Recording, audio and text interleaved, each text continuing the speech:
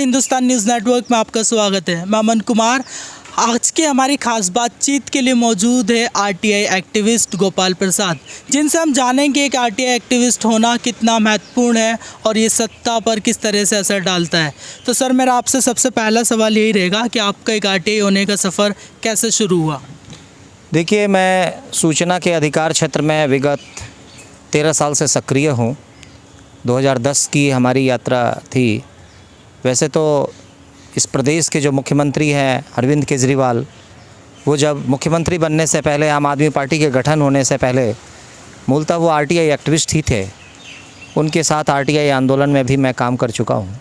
सीखा है मैंने बहुत कुछ, और ख़ुद आदमी जब प्रयोग करता है तो ज़्यादा सीखता है। तो इस तरह से अभी तक मैं 7000 से ऊपर आरटीआई फाइल कर चुका हूँ कॉमन कॉज की समस्या को लेकर, और केंद्र सरकार और राज्य सरकार पर, विशेष रूप से दिल्ली के नगर निगम पर मेरा मुख्य रूप से कार्य है। और मैंने अपना महसूस किया है कि पारदर्शिता और भ्रष्टाचार की तो बात तो होती है, संसद में भी होती है, विधानसभा में भी होती है, पार्लियामेंटेरियंस उठाते हैं, इधर एमएलएज लोग उठाते हैं, लेकिन वास्तव में भ्रष्टाचार के ऊपर में जो काम होना चाहिए, भ्रष्टाचार के विरुद्ध में जो काम होना चाहिए, जो पेनलाइज करने की प्रक्रिया होनी चाहिए, जो मॉनिटरिंग की प्रक्रिया होनी चाहिए, जो पारदर्शिता वास्तव में होनी चाहिए जिससे कि भ्रष्टाचार पर अंकुश लगे, वो वास्तव में नहीं हो रहा। और उसका मूल जो कारण है वो ये है जागरूकता का अभाव। चाहे प्रधानमंत्री मोदी जी हों, चाहे दिल्ली के मुख्यमंत्री अरविंद केजरीवाल हों, इनके बारे में आप जानते होंगे कि इन्होंने सबसे ज़्यादा जो पैसा है वो विज्ञापन पर खर्चा किया है, जिसकी मैं नहीं समझता कि उतनी उपयोगिता थी। उतने बड़े रकम में तो देश का, समाज का बहुत बड़ा डेवलपमेंट का काम हो सकता था। लेकिन नेताओं में एक सबसे बड़ी प्रवृत्ति है, वो है छपास का रोग। इन लोगों को छपास का रोग लगा हुआ है। ये अगर 50 करोड़ का कोई प्रोजेक्ट होता है तो उसके ऊपर में 150 करोड़ रुपया केवल विज्ञापन पर खर्चा करते हैं। ये कौन सी पारदर्शिता है? ये कौन सा नियम है? वास्तव में संसद को तो इस पर कानून बनाना चाहिए कि कितने के प्रोजेक्ट पर कितना रुपया ही विज्ञापन आप खर्चा कर सकते हैं, इसका कोई लिमिटेशन ही नहीं है। तो इस तरह का है। प्रधानमंत्री का वेतन कम है और मुख्यमंत्री का वेतन ज़्यादा है। ये क्या पारदर्शिता है? ये क्या नियम है? तो एक एक आदमी को 3-3 पेंशन मिल रहा है। कोई पूर्व विधायक है तो उसका भी पेंशन ले रहा है, पूर्व सांसद है तो उसका भी वेतन ले रहा है, पूर्व मुख्यमंत्री है तो उसका भी वेतन, वो पेंशन ले रहा है। तो एक एक आदमी को 3-3 पेंशन मिलना, ये हमारे आपके टैक्स के पैसे का मिसयूज़ नहीं तो और क्या है? तो वास्तव में जहाँ कानून बनाने की आवश्यकता है वहाँ तो कानून ही नहीं बन रहा। और इसका मूल कारण ये है कि उससे नेताओं के अपने हक और हित प्रभावित होते हैं। तो जिनसे उनको हक और हित प्रभावित होते हैं उनका वो आंसर नहीं देंगे। अभी देखिए, मोदी जी ने आरटीआई एक्ट को धूमिल करने के लिए, उसकी पावर को लेस करने के लिए एक नया संसद में विधेयक पारित किया है जिसका नाम है डेटा प्रोटेक्शन बिल। अब इस डेटा प्रोटेक्शन बिल के माध्यम से पूरी की पूरी आरटीआई की धज्जियाँ उड़ जाएगी, ऐसा मेरा मानना है। चूँकि आरटीआई एक्ट में जब हम प्रोविज़न के तहत किसी भी विभाग, सरकारी विभाग से जब हम डेटा मांगते हैं तो इस डेटा प्रोटेक्शन बिल के बिहाफ पर वो कह सकते हैं कि ये डेटा हम आपको नहीं दे सकते, इससे हमारी सिक्रेसी भंग होगी, इससे हमारी गोपनीयता भंग होगी। तो इसकी गोपनीयता के बिहाफ पर वो सीधे डिनाई कर जाएंगे, तो इससे हमारा अहित होगा। तो इस फिर एक एक्ट बनाने से दूसरे एक्ट का अगर आप क्या कहते हैं, उसका कोई औचित्य विहीन अगर आप कर रहे हैं तो ये भी सावधानी बरतनी चाहिए एक्ट बनाने वालों को। तो एक तो बात ये है। दूसरी बात ये है कि आरटीआई एक्ट में धारा 4 का प्रोविज़न है। धारा 4 ये कहता है कि विभाग से संबंधित तमाम तरह की जो इन्फॉर्मेशन है वो विभाग की वेबसाइट पर होनी चाहिए। जब वो इन्फॉर्मेशन विभाग की वेबसाइट पर होगा तो किसी को आरटीआई लगाने की भी ज़रूरत नहीं पड़ेगी, लेकिन होता ही नहीं। इसका एक डेडलाइन भी फिक्स कर दिया गया था कि उसके लिए 6 महीने की निर्धारित समय जो है फिक्स कर दी गई थी, ये 6 महीने के अंदर में ही हो जाना चाहिए। लेकिन आज तक वो 2005 का कानून आज 2023 से, यानी 18 साल गुजरने के बाद भी किसी भी विभाग में आप उल्टा करके देख लीजिए, मैक्सिमम इन्फॉर्मेशन है ही नहीं। अगर वो मैक्सिमम इन्फॉर्मेशन अपनी वेबसाइट पर डाल दे तो मैं समझता हूँ कि 75% समस्याओं का निदान हो जाएगा और पारदर्शिता हो जाएगी। दूसरी बात है, ये डालते क्यों नहीं है? इसका मूल कारण ये है कि मैक्सिमम जो करप्शन करने वाले जो लोग हैं इनका नेक्सस बन चुका है। और वो कौन है? वो है राजनेता, वो है अफसर, और वो है कॉरपोरेट सेक्टर, और वो है माफिया। इन चारों का नेक्सस जो है, आप या हम समझ रहे हैं कि नरेंद्र मोदी की सरकार है, आप समझ रहे हैं कि दिल्ली की सरकार अरविंद केजरीवाल की है, लेकिन मेरे जैसे व्यक्ति का मानना है कि ये तो नाम है केवल। इस नाम के ऊपर में भी एक नाम है, उस नाम का नाम है नेक्सस। और ये जो चारों का नेक्सस है, ये कंट्रोल करती है, ये अपने मन माफिक डिसीजन जो है करवाती है।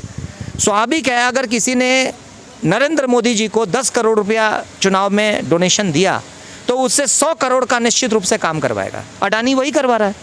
तो इन्हीं चीज़ों के ऊपर में हिंडनबर्ग की रिसर्च रिपोर्ट आई थी, उसने पारदर्शिता का काम किया था। निश्चित रूप से भारत की जो आवाम है वो अभी भी 2005 का ये कानून है, लेकिन मेरा दावा है कि 90% जनता जो है आरटीआई एक्ट के बारे में नहीं जानती। अब उस 10% जो जनता जानती है वो भी आरटीआई का पूर्णतः उपयोग करना नहीं जानती। उनकी ड्राफ्टिंग नहीं अच्छा है, उनका ड्राफ्टिंग परफेक्ट नहीं है, वो रूल्स रेगुलेशंस को फॉलो नहीं करते, इसके कारण उनको आंसर नहीं मिलता। तो मुझे लगता है कि आरटीआई पर सर्टिफिकेशन कोर्स सिलेबस में आना चाहिए, उस पर ज्ञानवर्धन होना चाहिए। फंडामेंटल राइट्स और संविधान के जो मुख्य जो बातें हैं वो कंपलसरी सब्जेक्ट के रूप में, कंपलसरी चैप्टर के रूप में आने चाहिए।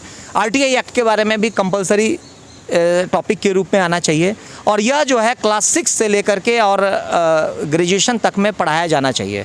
जिस बड़े आयाम जितने भी हैं उसके ऊपर में होने चाहिए। मैं तो ये कह रहा हूँ कि आरटीआई के ऊपर में जो भी रिसर्च करने वाले लोग हैं वो हमारे पास आए, मैं उनको पूरा सहयोग दूंगा। आरटीआई के डिफरेंट टॉपिक के ऊपर में पीएचडी करने वाले छात्र छात्राएं हैं, मैं उनको बूस्ट करूंगा, मैं उनके लिए रॉ मटेरियल्स इकट्ठा करके दूंगा, मैं उनको भरपूर सहयोग करूंगा। आरटीआई के ऊपर में किताब लिखे जाने की आवश्यकता है, आरटीआई के ऊपर में डॉक्यूमेंट्री फिल्म बनाने की आवश्यकता है। आज पूरे देश भर में 200 से ऊपर आरटीआई एक्टिविस्टों की हत्या हो चुकी है, लेकिन किसी भी सरकार ने उन एक्टिविस्टों के परिवार के ऊपर में कोई भी प्लान एंड प्रोजेक्ट बनाना उचित नहीं समझा। जो आदमी पारदर्शिता के लिए अपने जीवन की आहुति दे चुका है, क्या देश और समाज की जिम्मेवारी नहीं है कि उन एक्टिविस्टों के परिवार के बारे में चिंता करे, उनकी विधवा के बारे में चिंता करे, उनके बच्चों के एजुकेशन के ऊपर में उनके पुनर्वास की व्यवस्था करे? तो ये आज देश और समाज को भी जिम्मेवारी बनती है कि जो व्यक्ति पारदर्शिता के लिए काम कर रहा है, जो व्यक्ति भ्रष्टाचार के खिलाफ आंदोलन का आगाज़ किए हुआ है, जो पूरी शासन व्यवस्था की मॉनिटरिंग कर रहा है फ्री में आपका, क्या उसके लिए काम आने की ज़रूरत है? उनके लिए जन सहयोग की आवश्यकता है। उनकी क्या समस्याएं हैं, ये समाज को क्या नहीं जानना चाहिए? और समाज का भी ये कर्तव्य है कि उस एक्टिविस्ट के माध्यम से जो कोई भी डिफरेंट राज्यों में, डिफरेंट ज़िलों में अलग अलग आरटीआई के विशेषज्ञ हैं, आरटीआई के यूजर्स हैं, जो भी जिस क्षेत्र में यूज़ कर रहे हैं, आरटीआई के ऊपर में काम कर रहे हैं, उनके निर्देशन में आरटीआई का प्रशिक्षण शिविर चलाए जाने की आवश्यकता है, आरटीआई का वर्कशॉप चलाए जाने की आवश्यकता है, आरटीआई का पूरा लेक्चर्स जो है चलाए जाने की आवश्यकता है, आरटीआई के ऊपर में क्विज कराए जाने की आवश्यकता है, आरटीआई के ऊपर में लेखन प्रतियोगिता होना चाहिए, आरटीआई के ऊपर में डिबेट होना चाहिए, आरटीआई के ऊपर में थीसिस लिखा जाना चाहिए, आरटीआई के ऊपर में पुस्तक लिखाना। तो ये थे गोपाल प्रसाद आरटीआई एक्टिविस्ट, जिन्होंने बताया डेटा प्रोटेक्शन बिल और उसके साथ साथ उन्होंने प्रकाश डाला आरटीआई अमेंडमेंट बिल के ऊपर भी। और ऐसी तमाम खबरों के लिए और ख़ास बातचीत के लिए देखते रहिए हिंदुस्तान न्यूज़ नेटवर्क। नमस्कार, आप देख रहे हैं हिंदुस्तान न्यूज़ नेटवर्क। मैं अमन कुमार। आज हमारे साथ मौजूद है बलदेव राजसुख, जो बताएंगे एनडीए इंडिया और उसके अलावा एक और गठबंधन बन रहा है जिससे 2024 के चुनाव में जीत हासिल करने की बात की जा रही है। आइए इनसे जानते हैं कि 2024 के चुनाव को आप किस तरह से देखते हैं और अपनी पार्टी के जो बाकी गठबंधन के साथ जो गठबंधन एक तीसरा होने वाला है उस पर आपकी क्या राय है? नमस्कार। वर्तमान में जो अपने देश में राजनीति चल रही है, ये राजनीति जो है वो अंग्रेज़ों के द्वारा चलाई गई राजनीति है और बिल्कुल उसी सिस्टम को इन्होंने अडॉप्ट कर लिया, कांग्रेस ने भी। और हमें आशा थी कि भाजपा जो है वो कि राष्ट्रवादी विचार की है, तो भाजपा में भी उसी प्रकार का वो सारा सर्कल जो आ गया है। तो इसलिए इस देश में इस राजनीति को बदलना बड़ा आवश्यक है। तो हम प्रयास कर रहे हैं कि जो देश में व्यवस्था परिवर्तन के लिए लोग लगे हैं, लगे हैं, वो वर्तमान परिस्थिति से, वर्तमान व्यवस्था से दुखी हैं, उन लोगों को हम इकट्ठा कर रहे हैं। तो मेरा लगभग 100 पार्टियों के लोगों से चर्चा हो रही है। तो हम बहुत शीघ्र ही अपने इस देश में एक तीसरा विकल्प, एक एनडीए यूपीए है, अब इंडिया बन गया यूपीए, तो इसके अतिरिक्त तीसरा विकल्प जो देशभक्तों का हो और देश के लिए समर्पित लोग हों, देश के लिए बलिदान देने वाले लोग हों, ऐसे लोग जो हैं वो राजनीति में आए, तब जाकर के इस देश की व्यवस्था को सुधारा जा सकता है। अन्यथा ये व्यवस्था जो है चल रही है चलती रहेगी और आम व्यक्ति इस व्यवस्था से बड़ा दुखी है। वो ढूंढ रहा है कि कुछ तीसरा विकल्प सामने आए, परंतु तीसरा विकल्प आ नहीं रहा है। अन्ना हज़ारे ने आंदोलन किया और उससे लोगों को लगा कि तीसरा विकल्प खड़ा हो जाएगा, अच्छे लोगों का शासन आ जाएगा, परंतु उसका भी दुरुपयोग हो गया। तो इसी प्रकार तीसरा विकल्प अच्छे लोग मतलब आगे आए, इसके लिए हम प्रयास कर रहे हैं। तो तीसरे विकल्प के 2 महत्वपूर्ण मुद्दे बताइए आप। एक तो मुद्दा ये है महत्वपूर्ण कि संपूर्ण व्यवस्था परिवर्तन, वर्तमान में जो व्यवस्था चल रही है वो उसमें पूरा परिवर्तन करेंगे हम, है ना। दूसरा मुद्दा ये कि जैसे वर्तमान में क्या है कि पैसे से वोट, वोट से सत्ता, सत्ता से पैसा, ये जो क्रम चला हुआ है कि लोग जो हैं वो सत्ता में जाते हैं पैसा इकट्ठा करने के लिए, साधन इकट्ठा करने के लिए, धन इकट्ठा करने के लिए, और जैसे एक व्यक्ति 10 करोड़ खर्च करता है वो 100 करोड़ बना लेता है। तो देश के पैसे का जो केंद्रीकरण हो रहा है, अब अपने देश का सारा धन जो है वो 73% राशि जो है वो 1% लोगों के हाथ में आ गई, बाकी 27% जो इकोनॉमी है वो 140 करोड़ लोगों के पास है। तो कितना एक भेद खड़ा हो गया।